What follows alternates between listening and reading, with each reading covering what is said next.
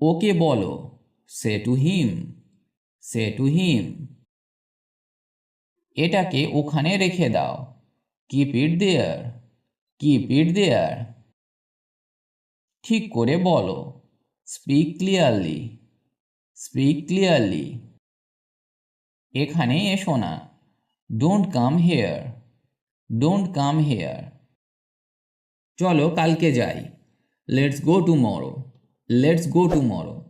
আপনাকে কেউ কোথাও যাবার জন্য বলল, কিন্তু আপনার তখন সময় নেই, তাই আপনি তাকে বলতে পারেন, চলো কালকে যাই, লেটস গো টুমরো। প্লাগটা খুলে দাও, take off the plug, take off the plug.